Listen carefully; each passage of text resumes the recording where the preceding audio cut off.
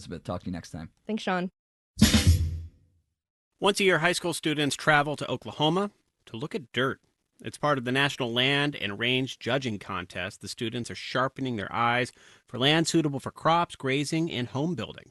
This year, about 750 students, members of 4-H and FFA, the Future Farmers of America, showed up for the contest. Harvest Public Media's Anna Pope was there, too, and has this report. In a windy field about 30 minutes west of Oklahoma City, teenagers are climbing into deep pits in the ground to take a look at the dirt.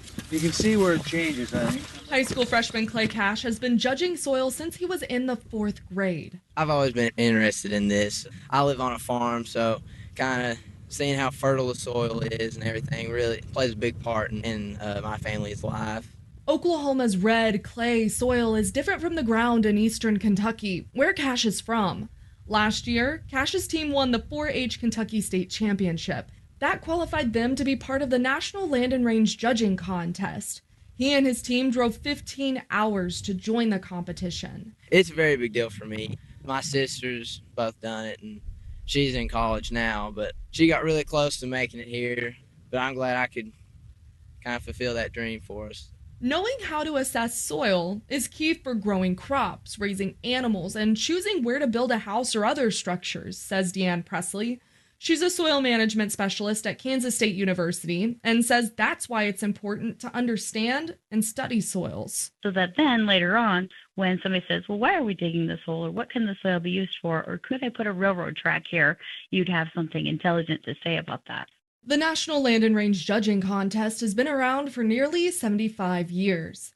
Coordinator Larry Wright has been involved since 1978.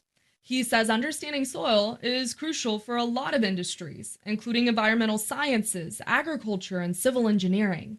He adds the students will take what they've learned far into the future. These individuals, like any contest, or where you can go from sports to this event, is to recognize that they have a skill that is valuable. On Soil Judging Day, students pack into cars, vans, trucks, and buses to travel to an undisclosed location for the contest. When they arrive, an enthusiastic announcer gets them ready. We did it, everybody. You're here. Get in the zone. It's time to compete. Follow your group leaders. We're going to head off. Students are given the rules. No phones and no talking. They'll have 4 fields to judge and 25 minutes for each. The contestants look at soil quality, the slope of the land, and risk of erosion. They get low to the ground. They scrape and measure and squirt water on handfuls of dirt to test for permeability or how fast water will run through it. Experts have already judged these sites. The students who win come closest to those professional observations. After the judging ends, the teenagers get together to compare notes. I love being able to do this and just to be able to say that I play in dirt. Maddie Willis is a junior with the high school FFA chapter from Indiana. It's amazing to be able to meet all these people from around the world and make new friends and build the bonds I already have with my team and get a chance to just get out and learn more about agriculture. A contest, she says, that really does go far beyond just looking at dirt. For NPR News, I'm Anna Pope in El Reno, Oklahoma. It's WNYC. Coming your way in just a moment, it's Marketplace. On the show tonight, Klarna, the buy now, pay later giant, is moving on to bigger things, namely becoming a bank. In the U.S., a banking license provides the keys to the financial kingdom. A look at whether Klarna is likely to get those keys. That's next on Marketplace. We'll be back with all things considered at 7. 67 degrees right now. We're going to continue to see temperatures in the mid-60s tonight. Rain is possible as well. It's WNYC. We're coming up on 6:30. Support for WNYC comes from Brooklyn Solar Works, a Brooklyn-based solar firm working to bring custom rooftop solar to NYC homes and businesses. Details at brooklynsolarworks.com. If you believe democracy requires a free press, your station is WNYC, 93.9 FM and AM 820, NPR News and the New York Conversation.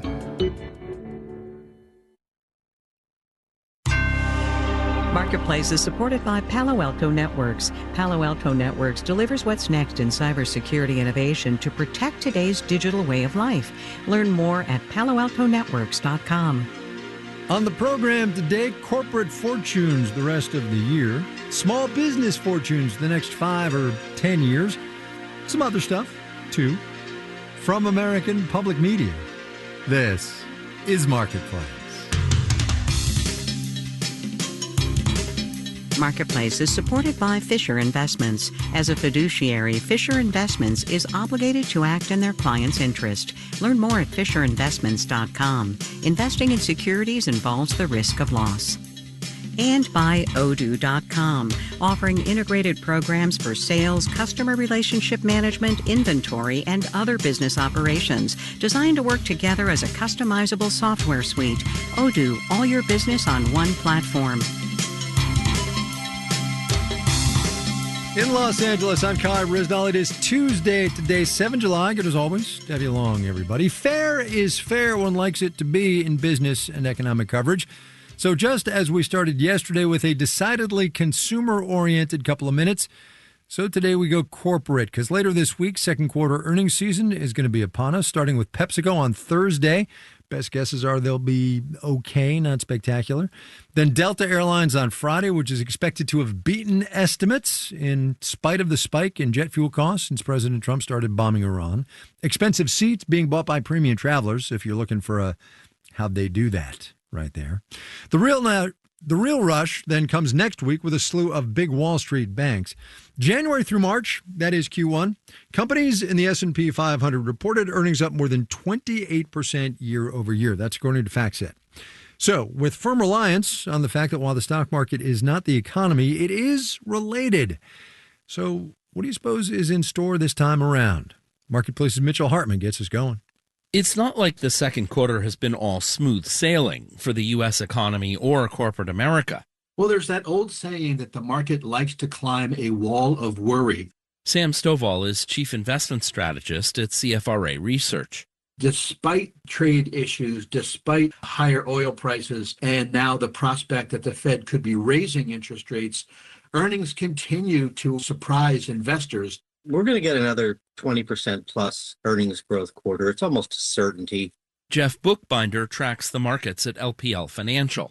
It will be driven primarily by tech, particularly the semiconductors and memory names that have been such strong performers. That's the Magnificent Seven: Alphabet, Amazon, Apple, Meta, Microsoft, NVIDIA, and Tesla, which Bookbinder predicts will be up 50% this year. But we also don't want to lose sight of the fact that the earnings environment is improving for the rest of the market. Non-tech earnings growth could be in the high teens this quarter. Let's drill down on a few of those sectors. The big banks start reporting next week, and Sam Stovall says banks are doing well with the prospect that maybe the Fed could be raising interest rates. The financials are actually picking up because they can earn more on money they lend out to consumers and businesses. Energy companies had a boon with higher oil prices, and some consumer-facing brands also likely did well, says Boston College economist Brian Bethune. Retail, leisure, and hospitality in terms of the spending on the World Cup. Beverage companies like Coca-Cola, Pepsi. This is first and foremost a big company rally, but it's not only them, says Bill Mers at U.S. Bank. Growth expectations for the S&P are 24.5% or so, but we're seeing mid-cap earnings growth expectations for the full year up 19%, small cap up 22%. Mers says all the basics are in the mix now: strong consumer spending, strong business spending, and companies investing heavily in automation and AI to drive higher productivity and more profits to the bottom line. I'm Mitchell Hartman for Marketplace. Two more market-related tidbits before we move on. That last line Mitchell had there about companies investing heavily in AI. Amazon, one of said companies investing heavily in AI, has apparently decided it needs even more capital to invest even more heavily. The company announced a new bond offering today, $25 billion worth. Also, oil, both crude benchmarks up more than 5% today after the Trump administration revoked the authorizations it had given Iran to sell its oil. Ceasefires, remember, aren't just about bombs and bullets, right? Wall Street on this Tuesday. Remember how yesterday AI was good? Yeah, well, that was yesterday. Details, numbers, you know the drill.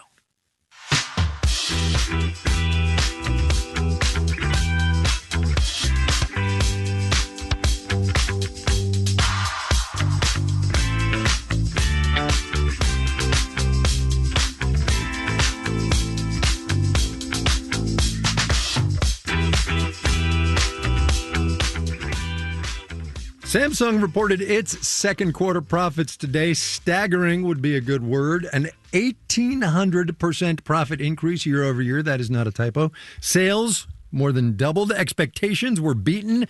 And yet, its shares traded in Seoul closed down at nearly 7%. Marketplace's Kelly Wells explains what's going on there. Samsung's a giant company, partly because they make everything from TVs to dishwashers to headphones, but its recent meteoric rise is mostly thanks to one arm of its business. The servers that power AI and the chips that power AI need substantial memory, and Samsung is the largest vendor of memory in the world. Matt Bryson directs hardware and semiconductor research at Wedbush Securities. There's also a shortage of memory thanks to the rapid growth of AI, which means Samsung can sell it at a high price. Bryson says that is a perfect recipe for a successful quarter, which means expectations are really, really high. Funny thing is, those really, really high expectations are partly to blame for the dip in its stock price today, says economics professor Paul Shea of Bates College. And in financial markets, what matters is not the news itself, it's the expectation of the news. Companies want to beat expectations by a lot. Samsung only beat it by a little. Plus, since investors expected a good result this quarter, they bought the stock before the announcement today. If we think there's this great news that's going to come out about a company tomorrow, we don't wait until tomorrow to buy the stock. We buy it right away. So today, there aren't a bunch of new people buying the stock and driving Samsung's price up, partly because of those expectations and partly because of good old-fashioned market uncertainty. It's a chip maker, and that's great, but nobody knows how to value a chip maker. Business professor Eric Gordon at the University of Michigan says Samsung is operating in a really volatile industry. One day you hear that AI is going to eat all the chips we could possibly make. The next day you hear, oh boy, AI is going to be cutting back. It's too expensive. Maybe we don't need as many chips. Gordon says the news today was just based on a preliminary earnings report. Samsung stockholders now are going to look for the full report at the end of the month, which will have more insight about where the stock and the AI industry are headed next. I'm Kaylee Wells for Marketplace.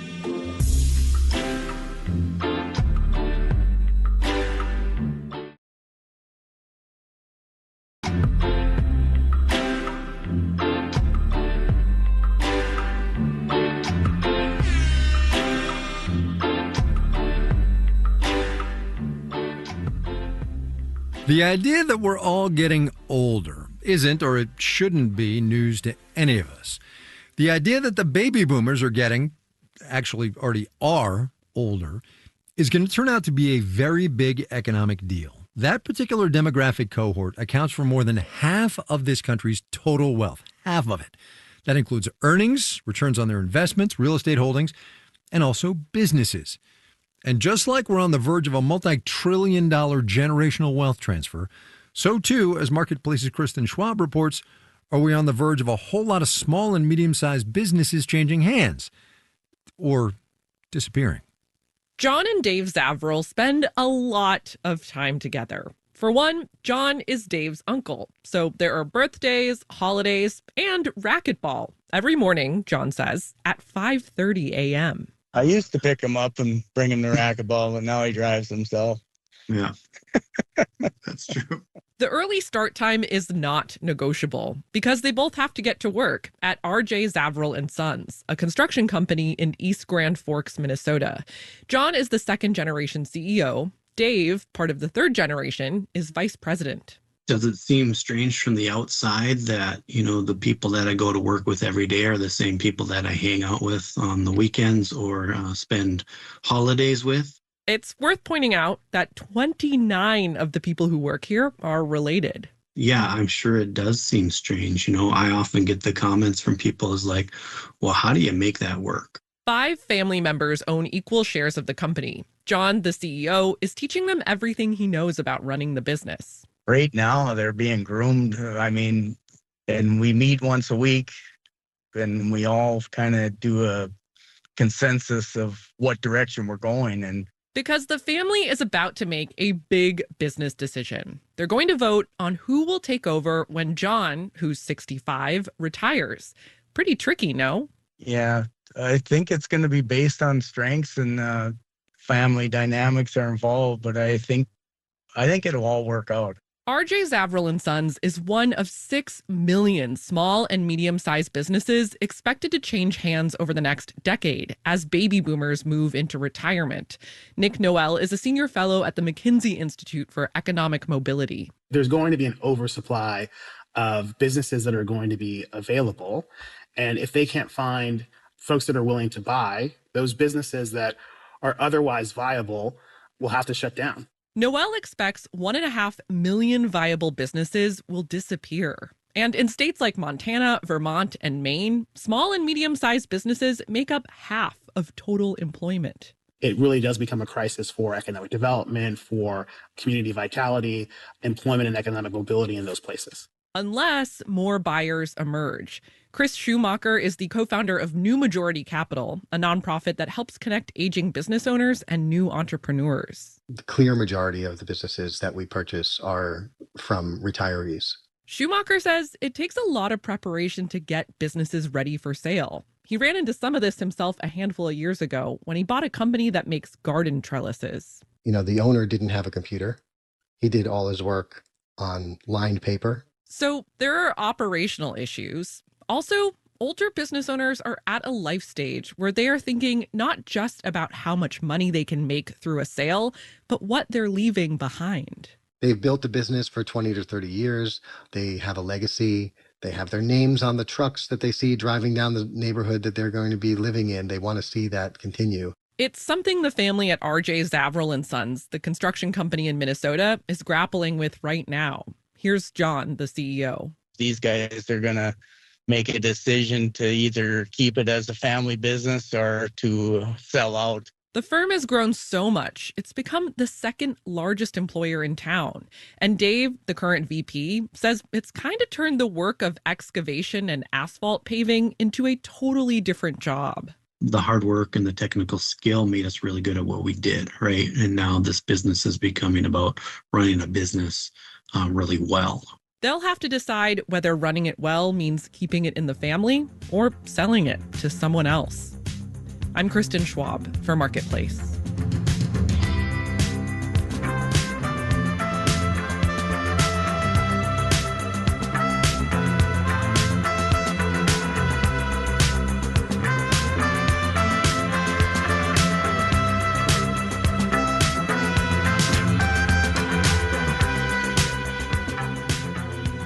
Healthcare in this economy is challenging. It's expensive. It's oftentimes harder to get than it should be. And with apologies to my insurance industry friends, I mean health insurance. Am I right?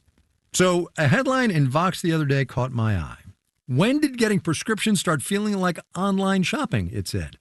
A lot more people are looking to urgent care and online pharmacies for the care that they need or the prescriptions they want instead of seeing a primary care physician.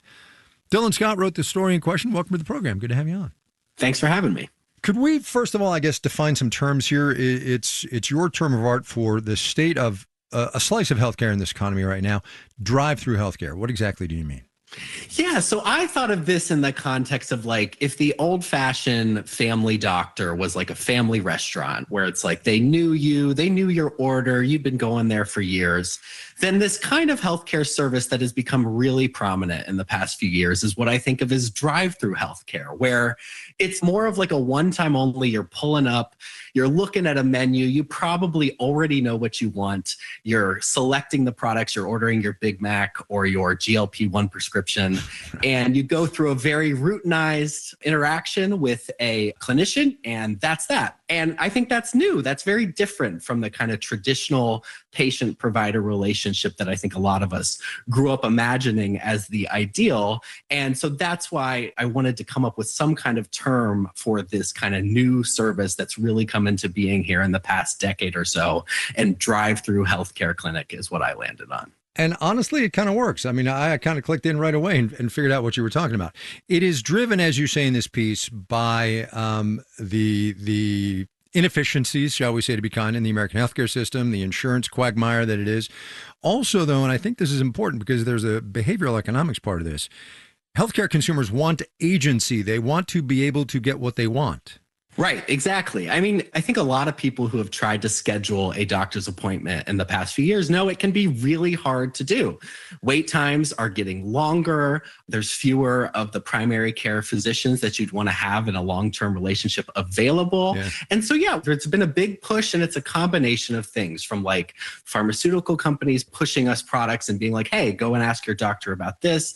And you've obviously had the telehealth revolution, which has made it a lot easier to have this kind of instantaneous access with a healthcare provider.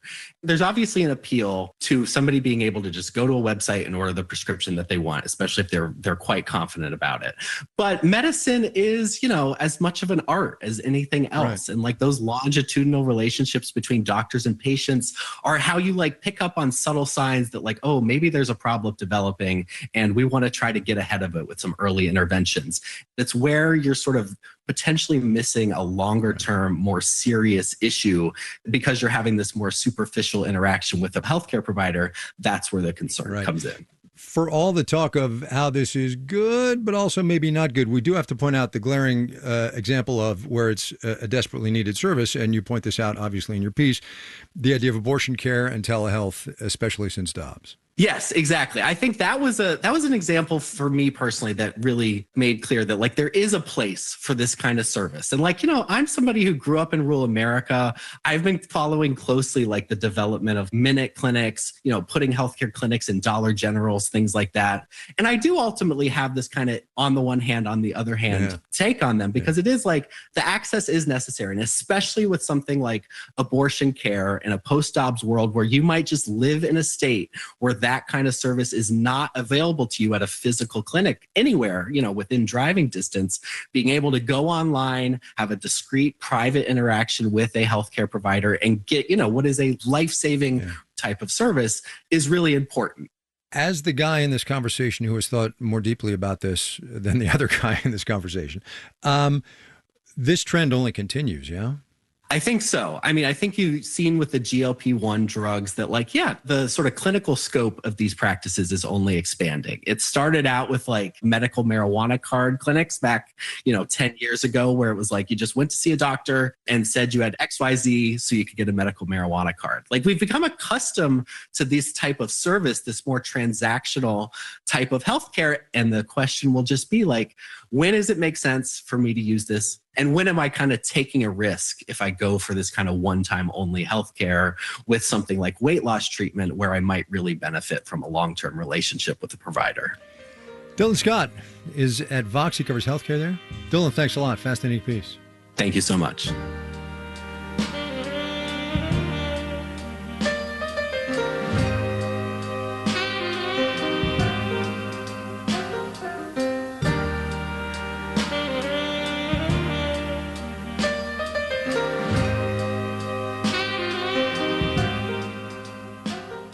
Coming up, some of the busiest shopping days that we have all year. Talk about Christmas in July, right? First, though, let's do the numbers. Dow Industrial's down 130 points today, 0.25%, finished at 52,925. NASDAQ down 302, that's 1.2%, 25,818. The S&P 500 slid 33 points, 0.4%, 75 and 3. SpaceX joined the NASDAQ 100 today, less than a month after its market debut. While some of the big banks are bullish on the give or take $2 trillion rocket company and AI company and satellite company, investors felt otherwise. SpaceX down 6.8% on the day. It was 98 years ago today, 1928, that the bar for the greatest thing ever was set when the Chillicothe Baking Company in Chillicothe, Missouri sold for the first time pre-sliced bread. At the time, it was called, and this is a quote, the greatest forward step in the baking industry since bread was wrapped. Flour Foods, they sell like Wonder Bread, Nature's Own, and all the rest. Lost a tiny slice, down 0.1%. You're listening to Marketplace. The Numbers is supported by Odoo.com, your entire business on one platform. Marketplace is supported by Solidigm, offering solid-state storage solutions optimized for AI with higher capacities, greater speed, and energy efficiency. Solidigm, AI data infrastructure built on a solid foundation. Learn more at storageforai.com. And by Condor Airlines, offering nonstop service to Frankfurt, Germany from 8 U.S. gateways with connections to European destinations like Venice, Barcelona, Budapest, and more. Learn more at condor.com. Condor Airlines. Welcome aboard.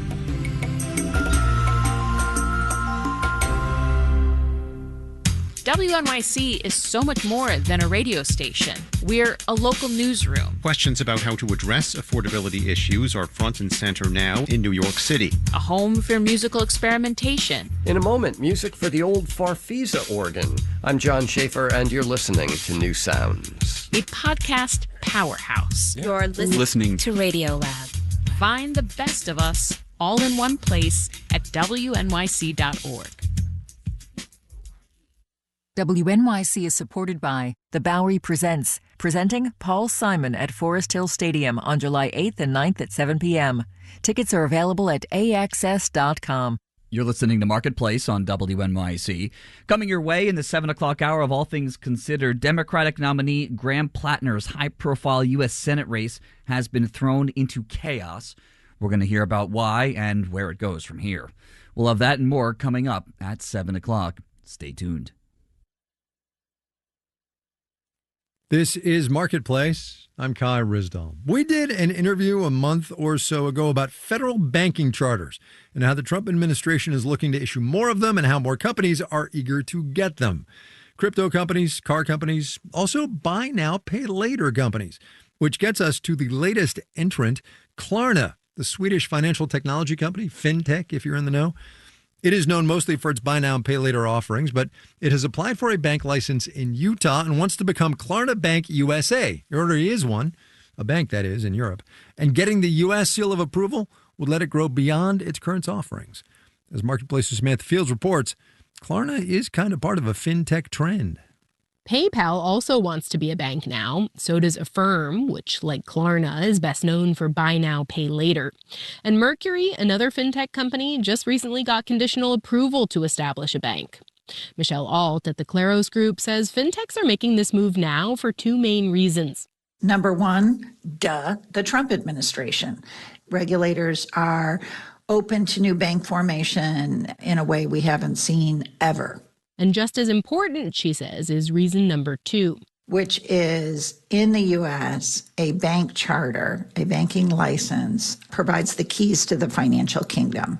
And who wouldn't want those? Those keys open up all sorts of options that fintech companies wouldn't otherwise have. Thomas Piskorski at Columbia Business School says that includes the ability to hold deposits. The huge advantage of being a bank is that you have access to insured deposit funding that often allows the bank to finance themselves at a rate well below interest rate, which is an appealing prospect. Banks are subject to much more government regulation and oversight than fintech companies, regulation that got much tighter after the financial crisis of the late 2000s. As a result of that, the lending activity, especially in consumer finance, has been migrated to non-bank institutions like Klarna or non-bank mortgage lenders in the mortgage space. But at this point, more than 15 years post-Great Recession, James Wester at Javelin Strategy and Research says the benefits some of these companies could get from having a banking license outweigh that extra regulatory burden. A lot of it has to do with the fact that fintechs have grown up. Many fintech companies have been around for a while now, and they're looking for new ways to scale and grow. There are limitations in the model that they had been built on, and the only way they're going to grow is to grow up, is to become more like a bank. And that means getting a license. I'm Samantha Fields for Marketplace.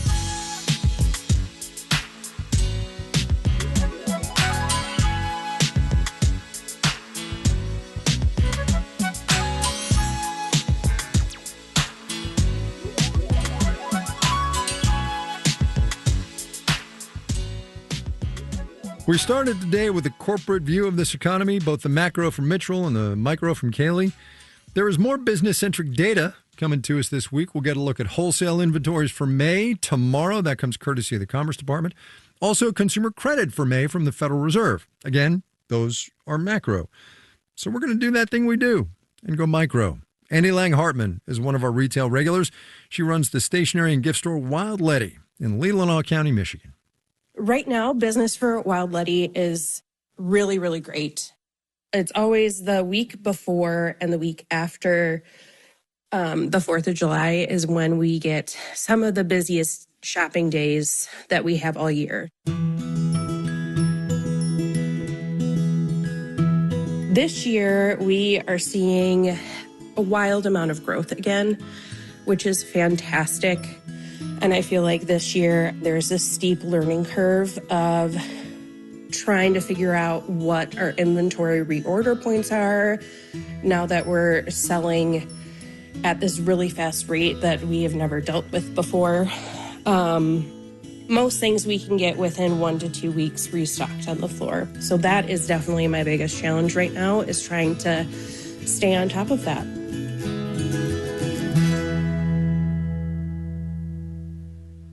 Our costs are pretty spot on for what they have been in the past. The biggest thing is we are getting such a huge heat wave, and it's been a very warm summer that our utilities are going to be pretty high for this summer season. So that's the only thing I'm really thinking about as far as a significant change to our costs for the year. The busy summer season, I'm really just hoping that things keep running the way that they're running. I'm feeling pretty good, especially after the last 2 years of just growth and gaining more customers, seeing a return customer rate go up every year. It's been pretty exciting. Annie Lang Hartman, she runs Wild Letty up in Leelanau County, Michigan.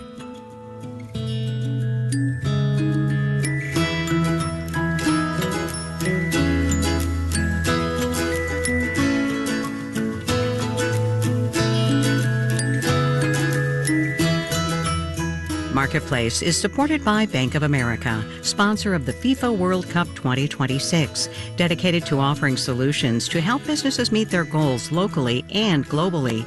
More at bankofamerica.com/gamechangers. This final note on the way out today, I will give you all 2 economic data points. You decide which one you like. The Commerce Department announced the May trade gap today, the difference between what we sell overseas and what we buy from there. We are importing more foreign pharmaceuticals and cars and equipment for data centers, and we are exporting less. On that list is gold, natural gas, domestically made pharmaceuticals. So the trade gap got bigger, the president's tariffs notwithstanding. Also, and item 2, in one of its regular consumer surveys, the Federal Reserve Bank of New York says we, that is consumers, are thinking inflation is going to be higher over the next year than the last time we asked. 3.7% is what we are thinking year over year. Jordan Manji, Zonio Maharaj, Janet Wynn, Olga Oxman, and Virginia K. Smith are the digital team. I'm Kai Rizdal. We will see you tomorrow, everybody.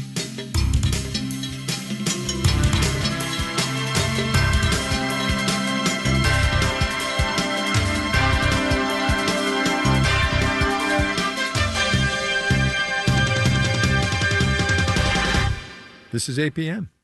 WNYC support comes from the New York Community